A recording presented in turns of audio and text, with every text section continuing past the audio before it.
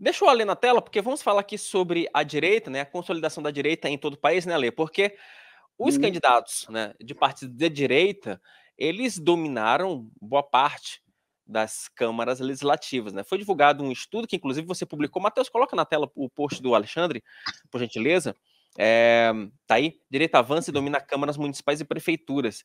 Dados do Instituto Nacional de Ciência e Tecnologia e do CNPq, divulgados pelo cientista político Fábio Vasconcelos, mostram que o Sudeste e o Norte lideram, né, com uma taxa mediana de hegemonia da direita de 0,91, seguido do Sul, com uma taxa hegemônica de 0,89. Só para a gente ter uma ideia do que isso fala, do que isso representa, estamos falando aí de que 4,8 mil câmaras municipais das 5.500 existentes no país vão ter líderes, homens da direita ou mulheres da direita. Ou seja, Ale, a direita tomou conta, né, dessa eleição municipal e isso vai ter reflexo, sem dúvida nenhuma, para 2026. É isso, Wilson. É interessante falar um pouco depois aí da discussão sobre Belo Horizonte, porque primeiro a gente tem que ver o que é direita e o que é esquerda, né? Aí vai ter toda uma discussão se qual foi a metodologia, né? Porque ele considerou o centrão direita, né? Nesse estudo. E vai ter gente que vai discordar, vai ter gente que vai chamar o centrão de centro, né? Enfim. Então, por exemplo, a gente está falando de Belo Horizonte, vocês estavam falando de Belo Horizonte. Belo Horizonte você tem o Bruno Engler contra um cara do PSD. Na conta, se o Fuad for reeleito prefeito de Belo Horizonte, ele vai nessa conta aí, vai uma conta para a direita. Só que, se você for olhar a campanha de Belo Horizonte, a turma do Bruno Engler deve estar chamando o Fuad de comunista para baixo, entendeu? Não deixe Belo Horizonte virar a Venezuela, aquelas coisas. Então, assim, primeiro, eu acho que, claro, centrão é centro, né? Não é bobagem. Por mais que você tenha alguns expoentes do centrão na direita, você vai pegar o Arthur Lira, é o caso clássico, né, que seria talvez o homem mais poderoso do centrão no Brasil, e ele, junto ali, talvez um pouco nas sombras com o Kassab e tal, mas ele é um cara que fez campanha para o Bolsonaro, botou a camiseta lá em 2022 e tal, enfim.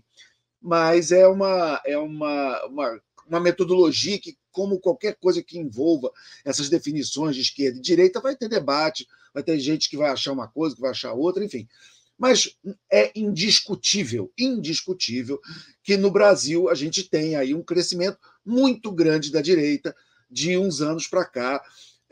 Eu diria muito mais por dois motivos. Primeiro, por haver opções na cédula para votar, né? Então, você, em várias eleições anteriores, o que se chamava de direita era o PSDB, né? Que é um partido de centro-esquerda, que é um partido social-democrata, que é um partido que ideologicamente você pode afinar, por exemplo, com o socialismo francês, com a turma do Macron, né? Quer dizer, isso, claro, isso não é comunista, como essa redução tosca que o bolsonarismo e muita gente aqui faz, né? Isso não é comunismo, mas é mais puxado para a esquerda. Hoje a gente poderia falar da Tabata Amaral, por exemplo, que ela é de esquerda, ela era do PDT, agora é do PSB. Não há dúvidas que ela ocupa esse campo da centro-esquerda, de uma esquerda moderada, de uma esquerda que sabe falar, que sabe fazer conta,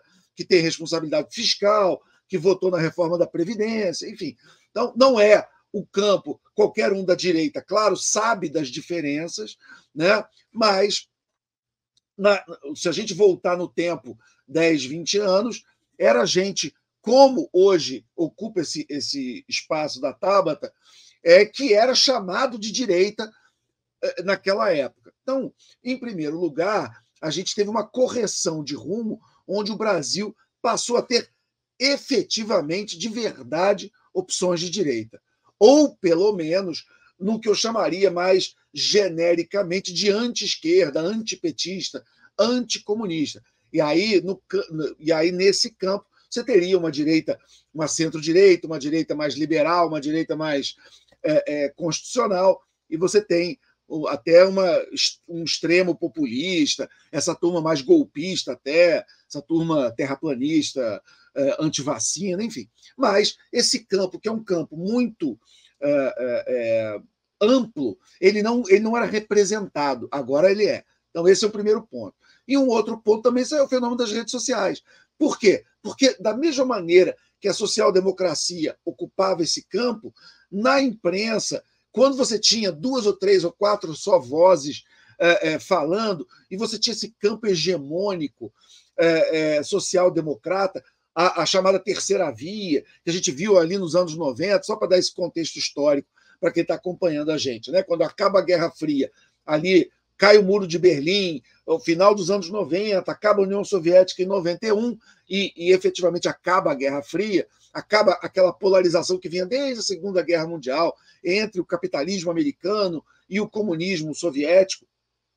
Você tem 25 anos, basicamente, de 91 a 2016, você tem basicamente 25 anos de domínio do que se costumou chamar de terceira via social-democrata, onde você tinha no Brasil o Fernando Henrique Cardoso, você tinha nos Estados Unidos o Bill Clinton, você tinha na Inglaterra o Tony Blair, você tinha o Gerhard Schröder na Alemanha, enfim, você tinha no mundo uma hegemonia que durou 25 anos. E isso efetivamente calou e abafou muito as vozes de direita. E isso gerou uma série de ressentimentos. Isso não é bom para a democracia. Isso cria uma panela de pressão que, quando ela estoura, o que sai dali? Sai muito populista, e aí é a gritaria que a gente vê hoje, que é polarização e etc. Mas que eu acho que a esquerda tem muita dificuldade em entender a grande lição que é: se a população não se sente representada na política, seja à esquerda ou à direita, ela vai reagir da maneira que ela sabe reagir e do jeito e com os instrumentos e com as ferramentas que ela tiver à disposição. Então, o Brasil agora ele está caindo, talvez, no modelo quase americano, onde você tem num país com 330 milhões de pessoas, 250 milhões de eleitores e 2 partidos, o republicano e o democrata. E ou você está mais à esquerda ou você está mais à direita. Né? E isso me parece mais legítimo em termos de representação do sentimento da população do que o que a gente tinha antes de 2016.